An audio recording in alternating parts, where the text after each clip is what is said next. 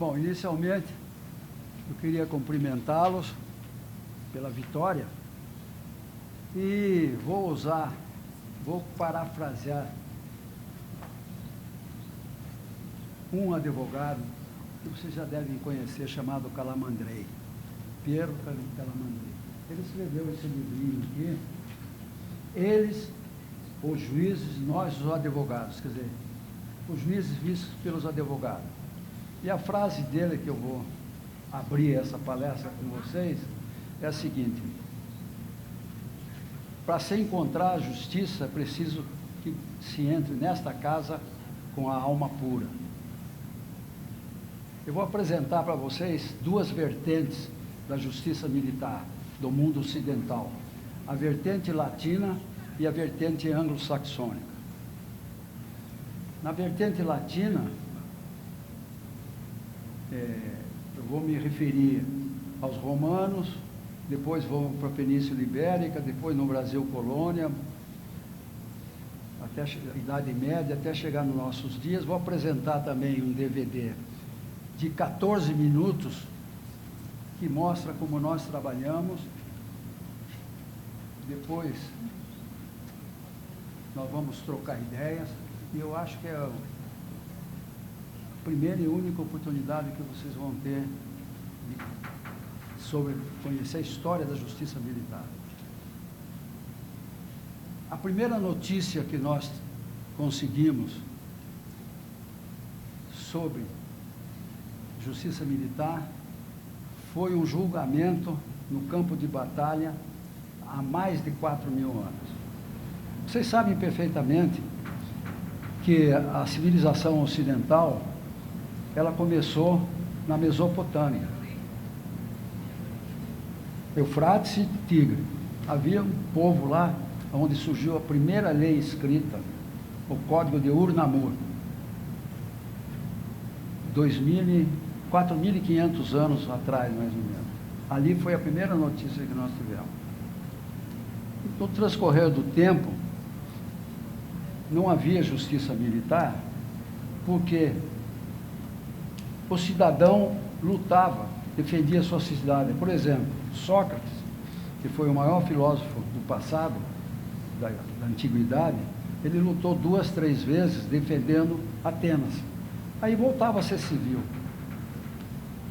Com isso, não havia distinção. Na Idade Média, praticamente a mesma coisa.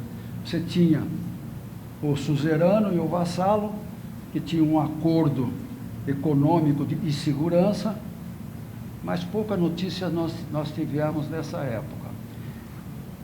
A Idade Média, na realidade,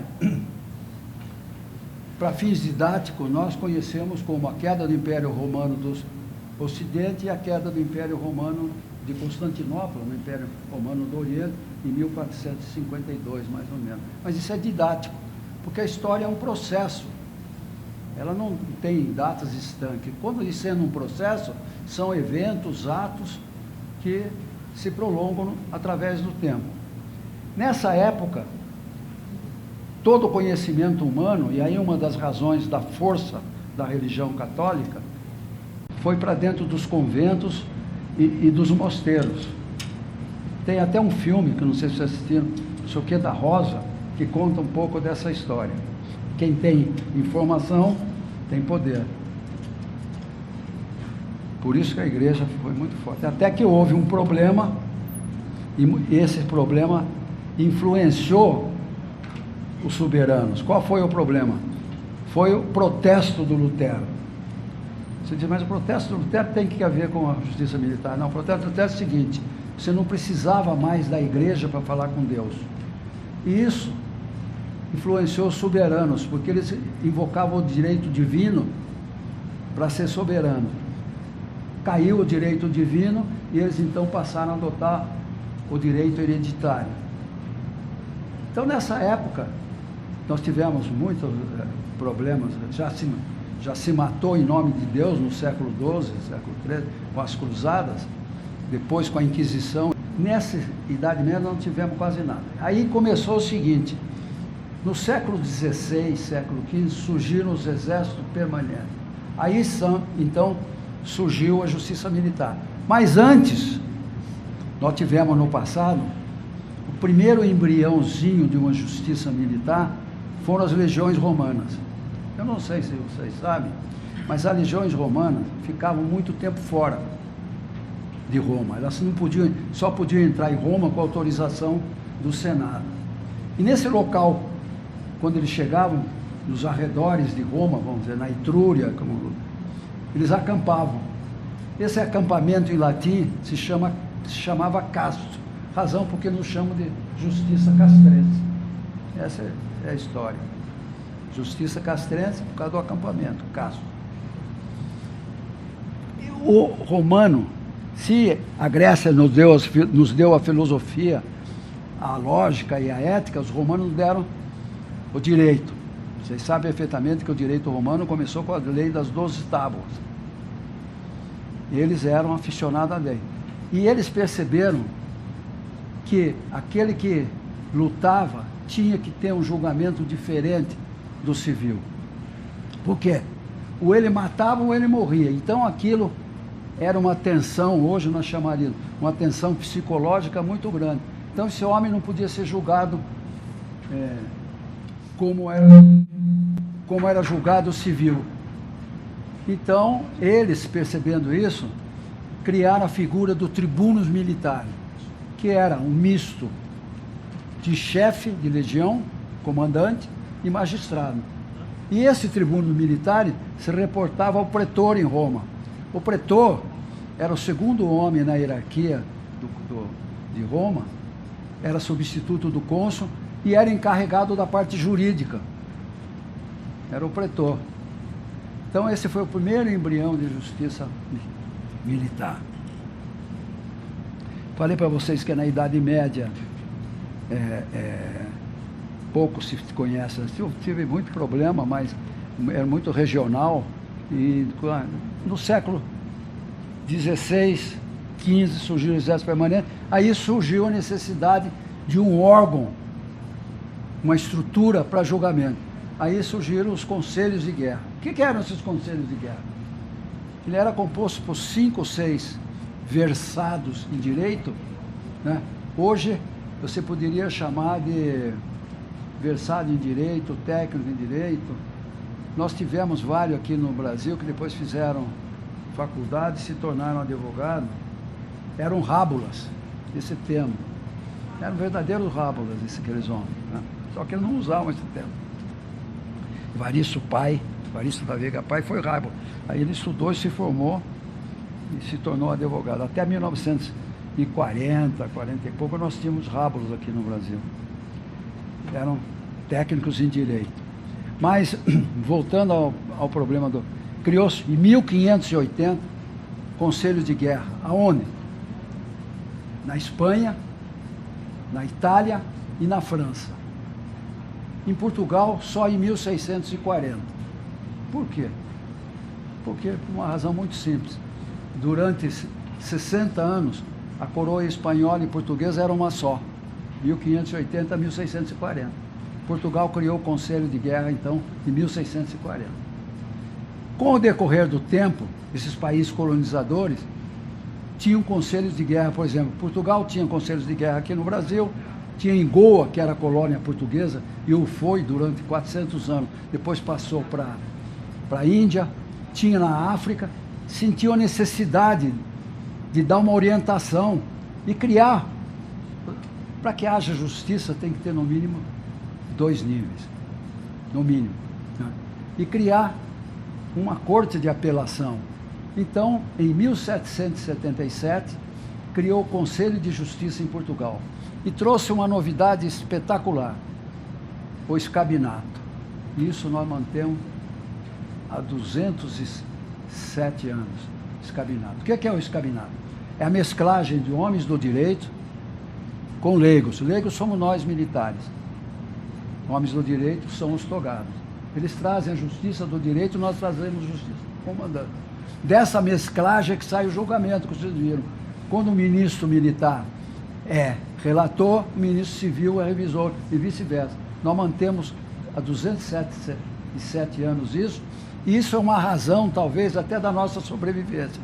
Foi o português que criou isso em 1777. Vinham 3 desembargadores da Casa da Suplicação e ajudavam o julgamento dos conselhos do Conselho de Guerra. Nós temos uma dívida imensurável com Napoleão.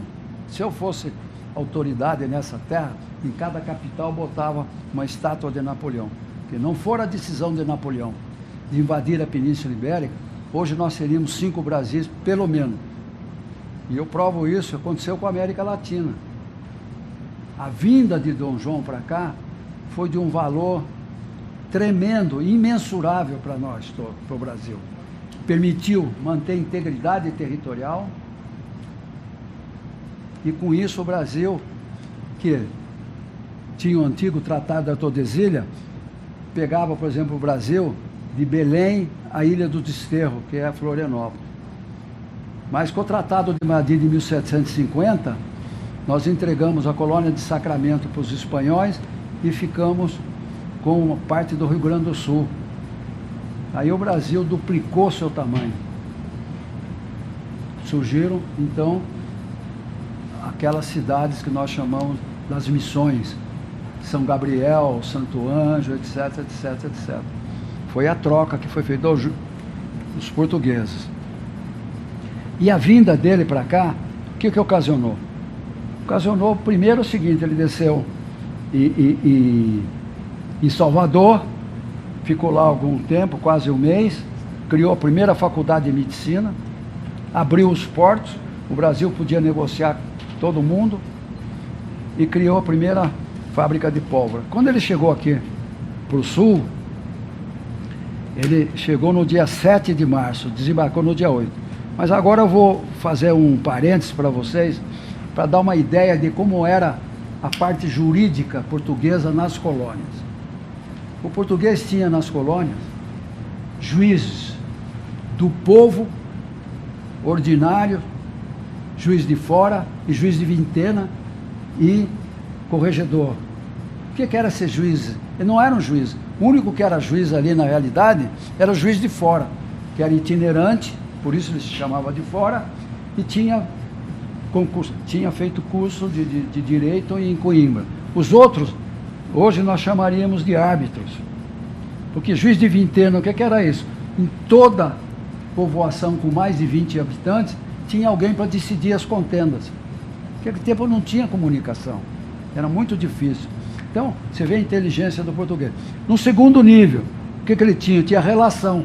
Nós tivemos 2 relações, a relação de Salvador e a relação do Rio de Janeiro. Com a mudança da capital, em 1763, foi criada a relação do Rio de Janeiro. E o Brasil passou a ser vice-reinado. Essa estrutura se reportava à Casa da Suplicação, em Portugal. Essa era a estrutura que existia aqui no Brasil. Quando o Dom João chegou, então, voltando aí, tracou dia 7, desembarcou dia 8, ele precisava de instrumentos para governar. Então ele começou a criar instituições. Criou, no dia 11, a partir do dia 11, ele criou as 3 primeiras instituições. A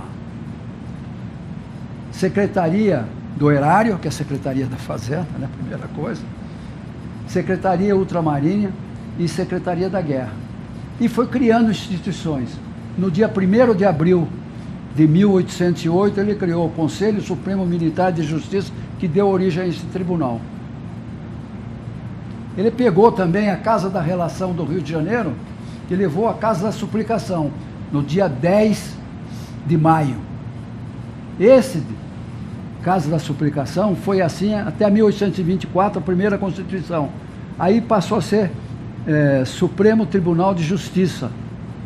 E com a Carta da República, a primeira em 1891, Supremo Tribunal Federal. 1º de abril, 10 de maio. Nós somos 40 dias mais antigos que eles. E por quê? Com jurisdição em todo o território nacional. Se você vai dizer, não, mas tinha relação. A relação era regional. Maranhão e Pará se comunicavam, devido ao problema de comunicação, diretamente com Portugal. Não passava pelo Rio de Janeiro. Essa é a razão que nós somos a justiça, mas não é tribunal. justiça mais antiga do Brasil, porque Conselho Supremo Militar de Justiça não é tribunal. Eram, na realidade, 2 conselhos, com uma dupla atividade, uma atividade administrativa e a outra judicante. No caso de julgamento, vinham 3 desembargadores da Casa de Suplicação, compunham lá, um era relator e outro era revisor, e se fazia o julgamento. Nós mantemos isso há 207 anos. Essa foi a situação no Brasil colônia. Então, essa vinda do Dom João foi o único caso de um soberano sair do hemisfério norte e ir para o hemisfério sul. O que aconteceu com a América Latina espanhola?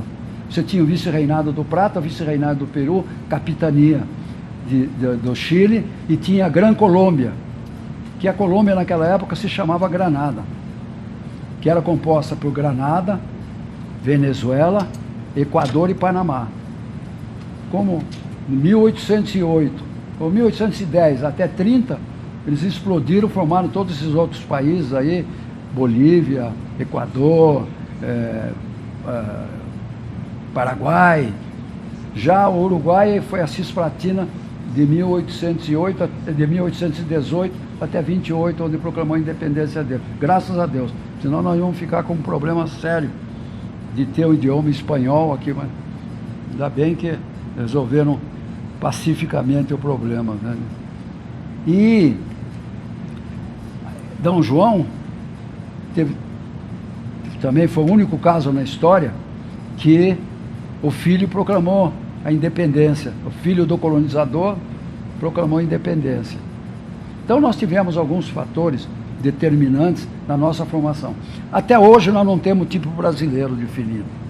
Se você analisar bem, o que varia é o percentual de sangue europeu, de sangue africano e de sangue italiano, indígena. Então o brasileiro, nós todos, podemos ter 1% de preto, como o outro pode ter 90%, mas todos nós temos.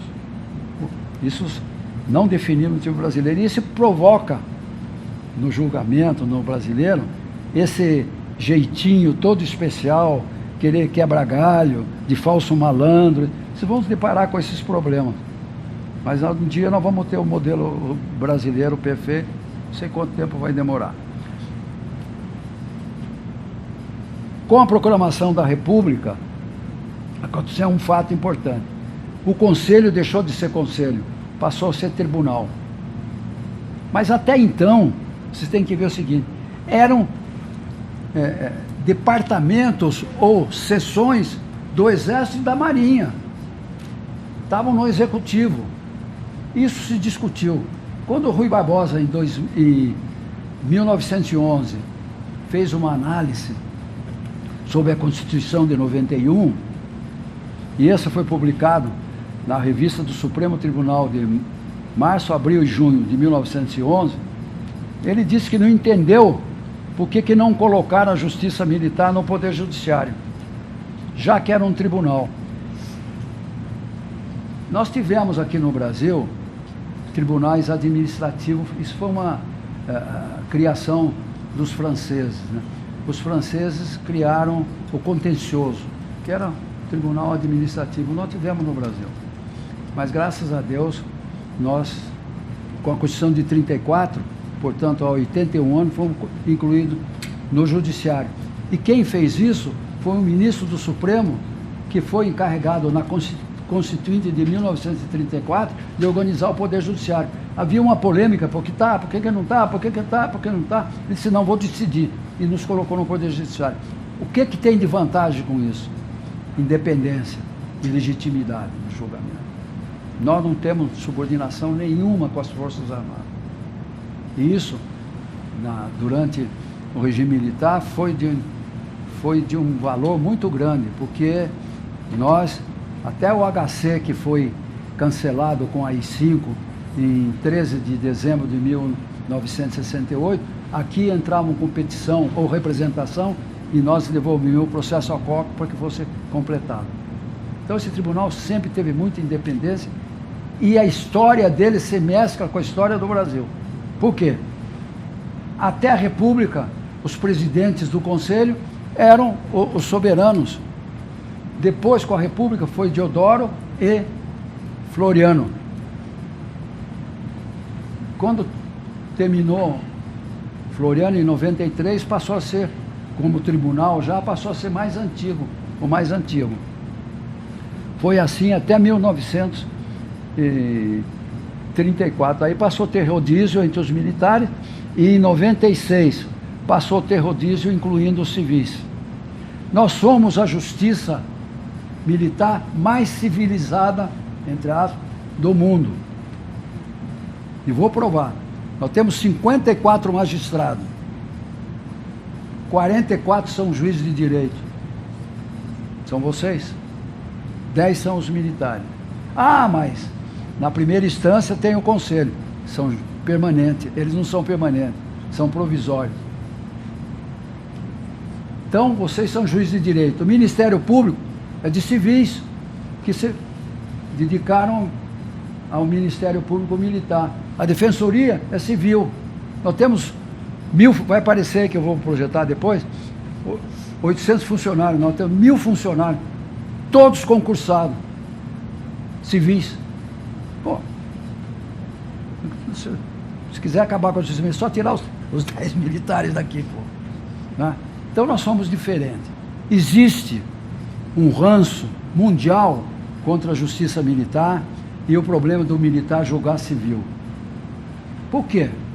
No nosso, está na Constituição, está lá, julgamento, artigo 124, ele começa no 123, no 124, julgamento de crimes militares, lá não diz julgamento de militares. Então, é razão de matéria, não é razão de persona. Razão de matéria. Estão polemizando. Não, ok, mude a lei, mas não precisa mudar a lei que nós temos uma solução. O civil não vai ser julgado por militar. Vai ser julgado por vocês na primeira instância, monocraticamente, sem o conselho. E aqui nós formamos uma turma de togado para julgar, pronto. Porque o mundo não aceita, porque, olha, o único país que tem uma justiça militar parecida com a nossa, que julga civis e militares, é a Suíça. A Venezuela tem, mas só julga civis, só julga militares. A Espanha tem a quinta sala, que seria a quinta turma, que julga militares. A Alemanha só tem justiça militar em tempo de guerra. Então, por quê? Porque eles não têm a legitimidade que nós temos. Essa é a diferença. Por isso que eles têm esse ranço no mundo inteiro com justiça militar. Nós tivemos aqui, o ano passado, a Comissão de Direitos Humanos da OEA. Teve aqui, pô, e viu, pô, não é possível, pô. Então, nós somos um pouquinho diferentes, na realidade, de outras justiças militares, que estão dizendo, 90% da justiça militar existente hoje estão no Poder Executivo. Eu citei 2, 3 países que eu tive conhecimento.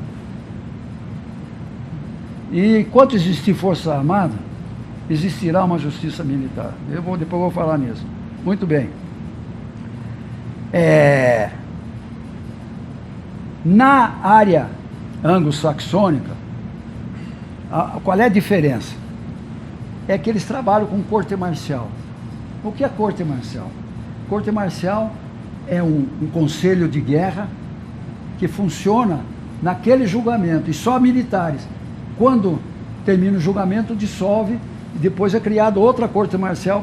Então, esse é o americano trabalha assim, alguns países da América Central, 2 ou 3 no máximo, e a Inglaterra. É diferente da vertente latina, que trabalha com tribunais permanentes, eles trabalham com corte marcial. E essa corte marcial vem de longe. Essa corte marcial, na realidade, nós temos 2 documentos que eu vou citar aqui, da Justiça Anglo-Saxônica. O primeiro documento é a Carta Magna de 1215. O que ela trouxe de novidade? 2 coisas. O HC e o julgamento pelos seus pares. Esse julgamento pelos seus pares é que deu origem ao Tribunal de Júri. E na área nós encontramos um documento de 1689, que é o ato de motim. Houve um problema na Inglaterra, na Grã-Bretanha, entre James I e William III, que ia substituir o James I. Daí parte do exército da Grã-Bretanha se amotinou e acabou sendo derrotado, e o William tomou posse. Aí eles fizeram 10 atos de motim, um em cada ano. Esse ato de motim ratificava o que dizia a Carta Magna. Disse: os militares serão julgados pelos oficiais militares sob julgamento. Então, essa é a parte da anglo-saxônica. E eles trabalham um pouquinho diferente também do que nós, eles trabalham com ofensa. Nós temos elencado no Código Penal, vocês sabem disso, no artigo 12, se não me engano, artigo 9, que são os crimes militares. Você pode mudar aquilo, pode mudar a lei, não tem problema, nós julgamos de acordo com a lei. Mas esse problema de julgamento civil é no mundo inteiro, não é só aqui conosco, isso é... porque eles são diferentes. Hoje, eu cito 5 países para vocês, só para ver como... que tem justiça militar e que tem mais de 1 milhão de homens em arma. Estados Unidos, China, Japão, Coreia do Norte e Índia. Mais de 1 milhão de homens em arma e tem justiça militar. Então, enquanto existir Forças Armadas, existirá uma justiça militar, quer no judiciário, quer no executivo, quer tribunal permanente, quer corte marcial, mas vai existir. Nós temos, eu vou projetar para vocês aí, a distribuição nossa das auditorias que vocês vão verificar, mas eu posso citar aqui Manaus, Belém, Fortaleza, Recife, Salvador, 4 no Rio de Janeiro, 2 em São Paulo, 1 no Paraná, 1 em Campo Grande e 3 no Rio Grande do Sul. 2 aqui. Aí, na projeção vai aparecer 18, não são 18, são 20, porque são 19 auditoria e a de correição, que é auditoria também. São 20, portanto, espalhado por esse Brasil todo. Futuro. Nós entramos na área de informática, pegamos o Código Penal Militar, fizemos uma revisão, está no Congresso, para atualizar o Código, mas infelizmente fica 10, 15 anos no Congresso, quando sai, já sai ultrapassado, obsoleto, e tem que ter. E nós fizemos uma modernização pontual, e no caso de guerra tiramos pena de morte também, porque hoje ninguém quer aplicar mais a pena de morte. Então nós tiramos, que tinha em época de guerra, e na Segunda Guerra Mundial, as 2 auditorias foram para a Itália, mais um conselho, e tivemos 272 processos, sendo que desses 272 processos, tivemos 2 condenações à morte, de 2 soldados, que estupraram e mataram o tio de uma garota, lá, de uma italiana. Outra coisa que nós estamos, no futuro, com um plano estratégico, né? Que o CNJ agora quer que todo mundo tenha, nós temos, e a área de informática. E agora, para encerrar, eu vou usar outra frase do Calamandrei. Para se encontrar a justiça, é preciso acreditar nela. Ela é como qualquer divindade, só se manifesta naqueles que nela creem. Pode passar aí, tá bom?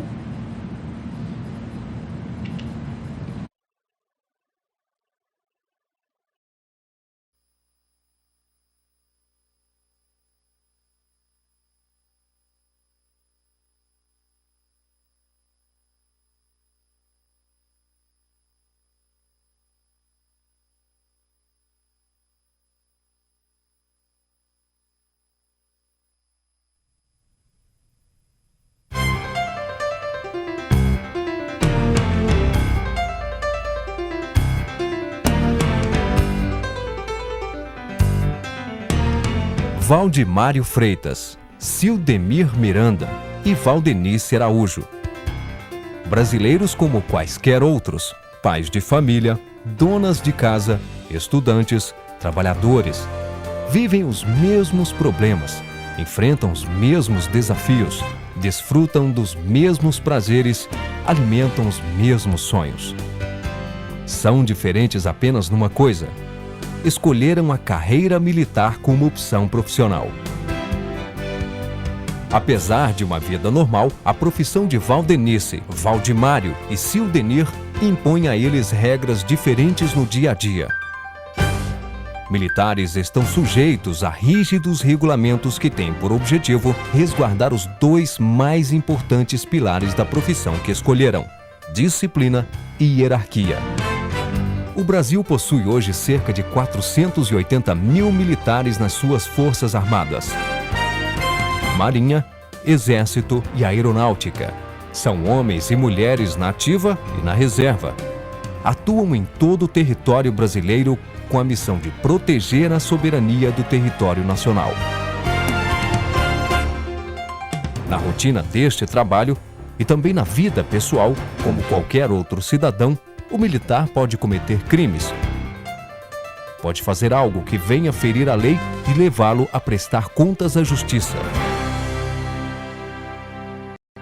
Um militar pode praticar dois tipos de crimes: o crime comum, pelo qual ele vai responder à justiça comum, e pode praticar também crimes militares previstos neste código, o Código Penal Militar. E se ele pratica algum crime previsto nesta lei especial, vai responder por este crime a um ramo especializado do Poder Judiciário. Ele vai prestar contas à Justiça Militar da União, que você vai conhecer agora. A Justiça Militar da União situa-se em posição de destaque no organograma dos poderes da República. Integrante do Poder Judiciário, o Superior Tribunal Militar encontra-se no mesmo nível dos outros tribunais superiores. A Justiça Militar da União atua em todo o território nacional. Está dividida em 12 circunscrições judiciárias militares, por onde se distribuem 18 auditorias militares, responsáveis pela aplicação das leis militares nos 26 estados da Federação e no Distrito Federal. Nas auditorias atuam 18 juízes auditores e outros 18 juízes auditores substitutos. Eles são a primeira instância da Justiça Militar da União. Brasília, capital da República. É aqui que funciona a segunda e última instância da Justiça Militar da União, exercida pelo Superior Tribunal Militar. O STM está instalado naquele prédio ali, na Praça dos Tribunais Superiores, desde o ano de 1973. Antes, no entanto, de ver como funciona o STM, vamos conhecer um pouco da história desta corte. Logo que chegou ao Brasil, 1808, o príncipe regente de Portugal, Dom João, precisava de instrumentos para governar e administrar a colônia. Já instalado no Rio de Janeiro, uma das suas primeiras providências foi baixar alvará, com força de lei, criando o Conselho Supremo Militar e de Justiça. É, pois, a justiça mais antiga do Brasil. Dom João, assim como seus sucessores, Pedro I e Pedro II, presidiram o Conselho até a proclamação da República em 1889. Neste ano, já sob a presidência do Marechal Deodoro da Fonseca, a Corte passou a se chamar Supremo Tribunal Militar, sem, no entanto, estar vinculado ao Poder Judiciário. Os tribunais militares brasileiros e os seus juízes foram incluídos na estrutura do Poder Judiciário em 1934. Nas Constituições de 46 e 67, a estrutura da Justiça Militar sofreu pequenas mudanças, até que a Constituição de 88 estabeleceu a atual organização, composição e competência da Justiça Militar da União. O Superior Tribunal Militar é composto hoje por 15 ministros, sendo 10 militares e 5 civis, formando o que tecnicamente é chamado de escabinato. Isto é, os julgamentos são feitos a partir da experiência que os juízes militares trazem dos quartéis e dos conhecimentos dos juízes civis em torno da ciência jurídica. Os ministros militares, todos oficiais do último posto da carreira, estão assim distribuídos: 4 generais de exército, 3 almirantes de esquadra e 3 tenentes brigadeiros do ar. Entre os 5 ministros civis, 3 são escolhidos entre advogados de notório saber jurídico. Um é escolhido dentre juízes auditores e outro é escolhido entre os membros do Ministério Público Militar. Nas cortes militares, atua sempre um representante do Ministério Público Militar da União, na condição de fiscal da lei. Quando necessário, atua também um representante da Defensoria Pública Geral da União, na defesa do réu que não pode constituir advogado. Na área administrativa, em apoio à atividade fim, a Justiça Militar da União dispõe de cerca de 800 servidores civis especializados em questões técnicas do Poder Judiciário. E quais são os crimes julgados pela Justiça Militar da União? São os crimes definidos no Código Penal Militar. De uma maneira geral, em tempos de paz, esses crimes podem ser definidos da seguinte maneira: crimes cometidos contra militares e contra o dever militar, crimes cometidos contra a administração e o patrimônio militar, ou ainda, crimes cometidos em locais sob a administração militar. Importante dizer também que o Código prevê punições para crimes cometidos em tempos de guerra. E na guerra, nos crimes mais graves, o acusado pode até ser condenado à pena de morte. Vamos conhecer agora um pouco da rotina da Justiça Militar da União. A primeira providência de uma autoridade militar é instaurar um inquérito policial militar diante da evidência de algum crime. O IPM é, no caso, o equivalente ao inquérito feito pelo delegado de polícia. Encerradas as investigações, o IPM é remetido ao juiz auditor, que por sua vez o envia ao representante do Ministério Público. Convencido das evidências do crime, o promotor oferece denúncia ao juiz. Recebida a denúncia, é instaurado o processo e tem início a instrução criminal. Rejeitada a denúncia, o IPM é arquivado. Ao dar início ao processo, o juiz auditor convoca os conselhos de justiça. No caso dos praças, soldados, cabos, sargentos, subtenentes ou suboficiais, instala-se o chamado Conselho Permanente de Justiça. O juiz e 4 oficiais da mesma força do acusado, no caso do julgamento de oficiais, de tenentes a coronéis, é convocado o Conselho Especial de Justiça. 4 oficiais da mesma força e de patente superior à do acusado. Ao lado do juiz auditor, eles vão promover o julgamento. Se o réu ou o promotor não concordam com o resultado do julgamento, eles podem apresentar recurso. E, neste caso, quem vai julgar o recurso é o Superior Tribunal Militar, a segunda e última instância da Justiça Militar da União. Vale citar uma exceção na rotina do Superior Tribunal Militar. Se o acusado de um crime é um almirante, um general ou um brigadeiro, somente os ministros do STM poderão realizar o julgamento. Como ramo especializado do Judiciário brasileiro, a Justiça Militar da União é uma referência entre as cortes militares do mundo inteiro. E aqui no Brasil, em todos os momentos da sua longa existência, ela escreveu uma história que pode ser resumida na palavra dos mais consagrados juristas do país. O Superior Tribunal Militar é a prova viva do espírito de conciliação e entendimento do Brasil.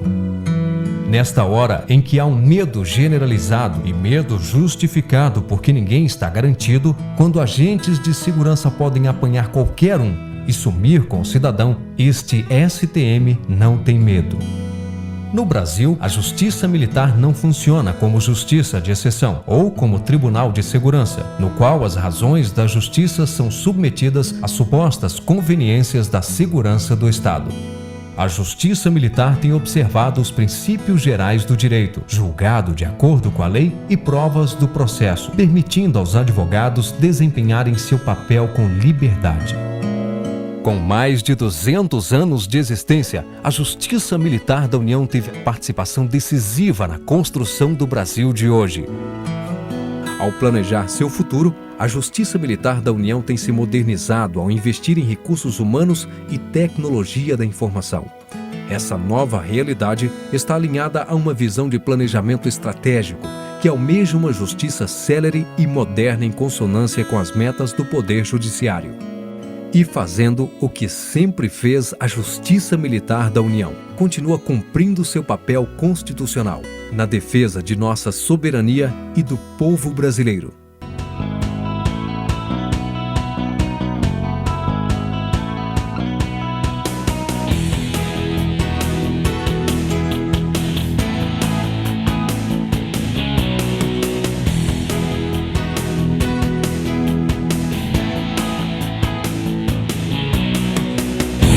alguma dúvida, por favor, nós estamos em casa. Somos todos no mesmo barco.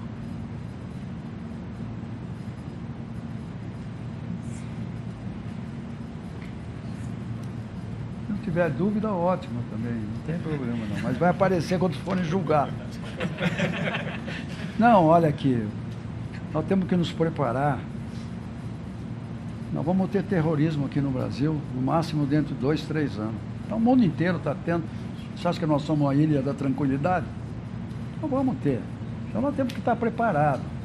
Agora, infelizmente, as leis estão sempre atrasadas. Você vê, nós tivemos que atualizar por causa do problema da informática, que não tinha crime desse tipo, né, no nosso Código Penal. E vai para o Congresso, fica 10, 15 anos. Quando sai, já sai obsoleto. Então, e vocês praticamente, sendo substituto, ainda tem o efetivo lá para trocar. Agora imagine um juiz isolado em São Gabriel da Cachoeira. Com quem que ele vai trocar ideia? E esse trouxe um problema muito sério para nós, que nós estamos vivendo hoje. Antigamente, vou falar em São Gabriel da Cachoeira, qual eram as aspirações do homem de São Gabriel da Cachoeira? Ser professor, ser vereador, o horizonte dele era o alcance da vista dele. Fazer algum concurso para o governo. Aí veio a televisão por satélite. Ele vê a novela das 7, vê aqueles carrões bacanas, aquela mulherada linda de morrer. Pô, o cara quer sair de lá, pô. E fica frustrado, já chega, vem aqui para a cidade. Olha, em 1974, eu estava cursando a ESE. E coube para mim um trabalho na ocasião, que era o êxodo rural. Naquela ocasião, nós tínhamos 64% da população do Brasil nas cidades.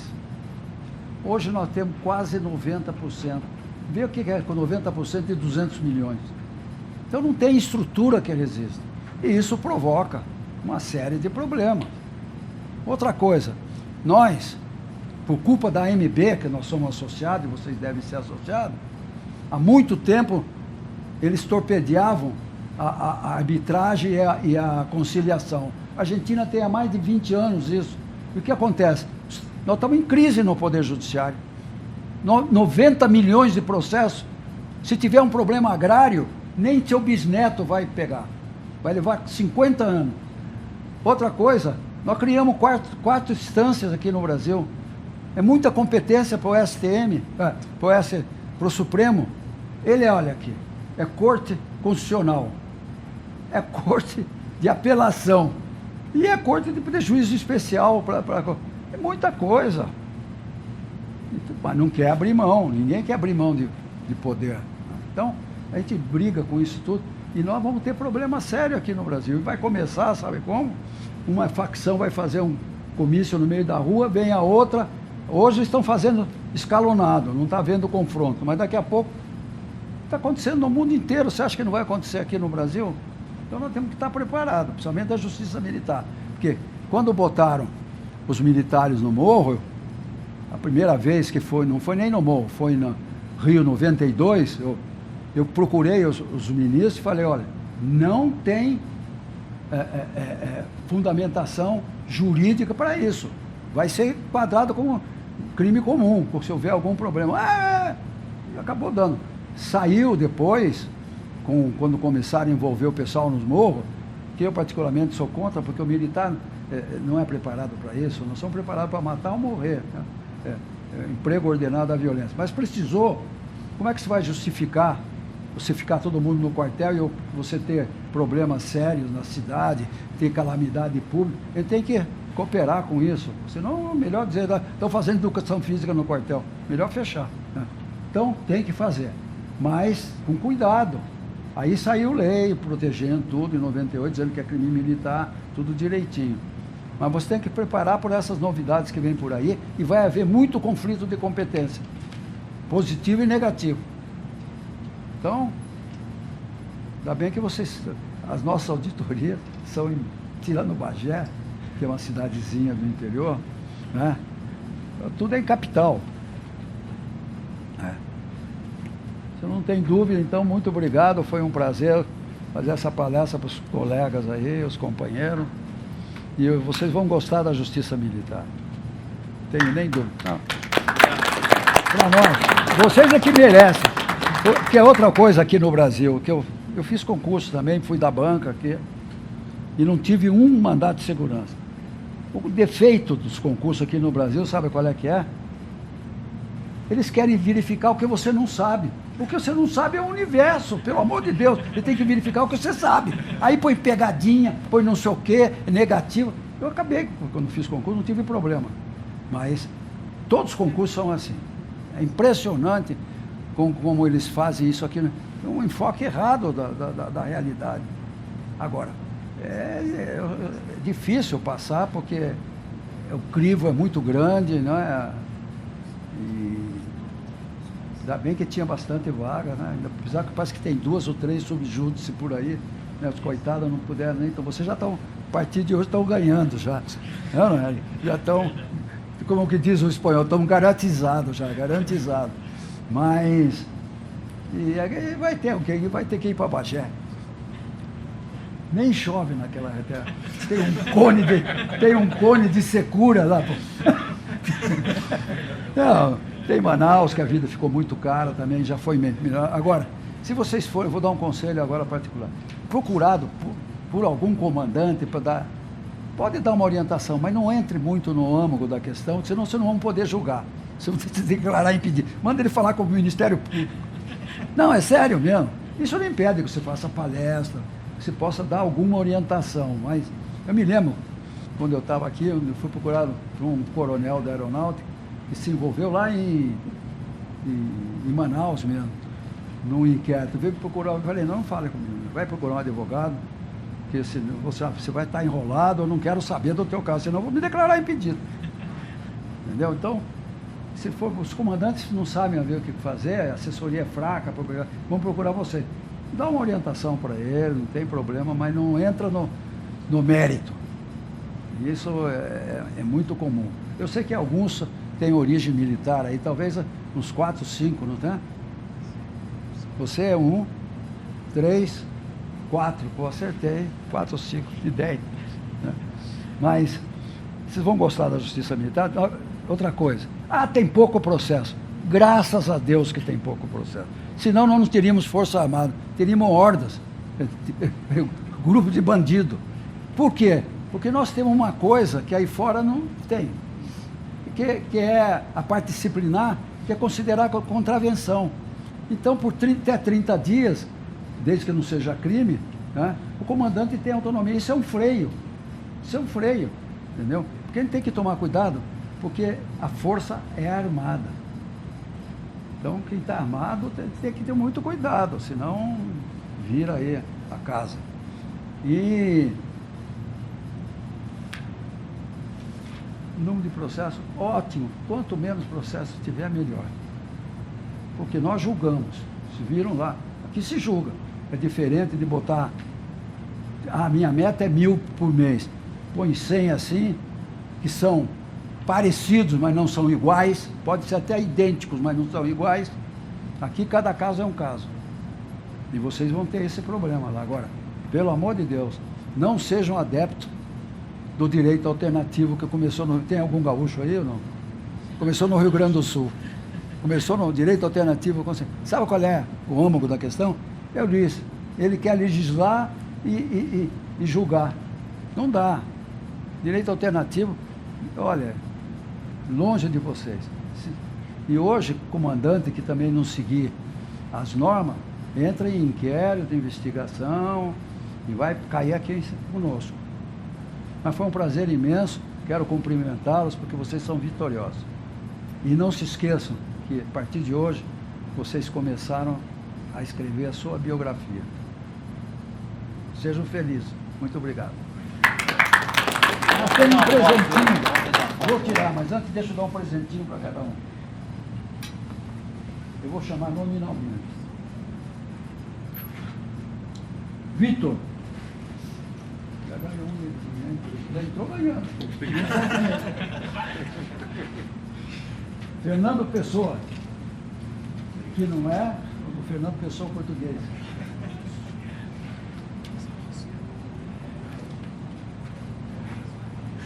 Eduardo Martins.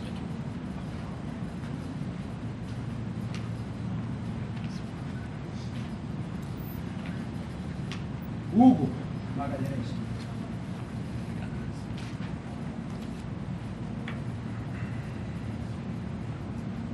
Rodolfo Rosa, você é meio parente meu, hein? Obrigado. Você é da onde? Nasci em São Paulo. Eu também sou filho de Sorocaba. Você é da capital mesmo? Não, eu sou da capital, mas eu era Araraquara. Araraquara. Araraquara, Lupo, Veias Lupo, não era que tinha lá? Sim, senhor. É. Sim. Acho que não precisa perguntar quem é. Gaúcha. Era aquele direito alternativo. Surgiu lá com os conterrâneos dela. Eu morei quase 5 anos em Santa Maria, implantei a base em Santa Maria. Gostei imensamente do Rio Grande do Sul. Luiz Otávio.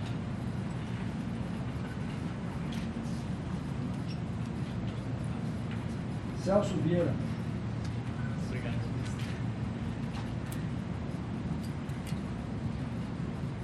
Rocha Vasconcelos. Problema. Acho que é o teu, né? Lúcia.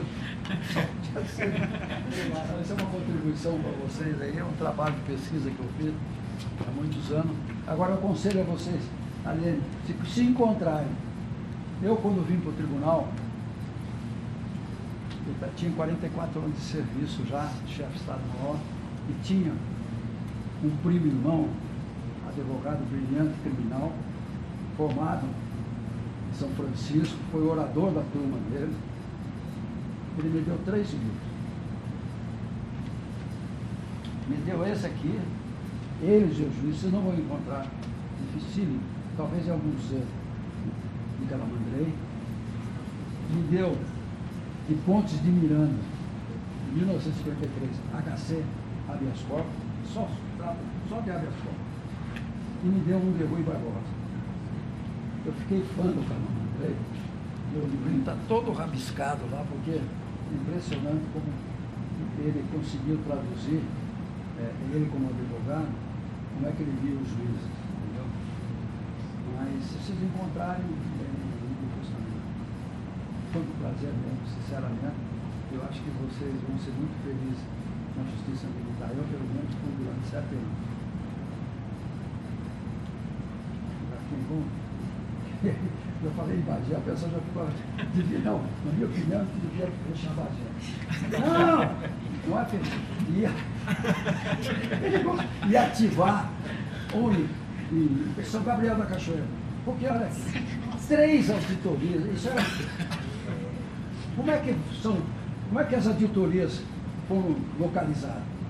Em função do que nós, nas Forças Armadas, chamamos OBA, Ordem de Batalha da Aeronáutica, Ordem de Batalha do Exército. O que é isso? A distribuição das forças no terreno. Isso e as distâncias. Mas isso já faz século hora. Né? O Rio Grande do Sul tinha um efetivo imenso lá, militar.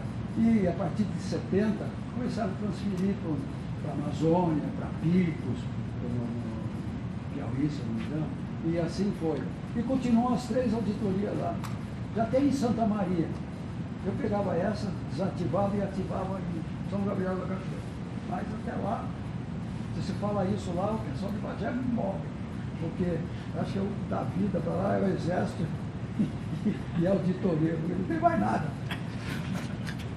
Pô, vai ter gente que quer ficar lá, morar lá, né, pô? Então tá bom, muito obrigado. Senhores, em nome do SEJUM, nós agradecemos a gentis palavra do ministro Rosa Filho por abrilhantar a nossa tarde, né, e passando um pouco mais da nossa justiça militar.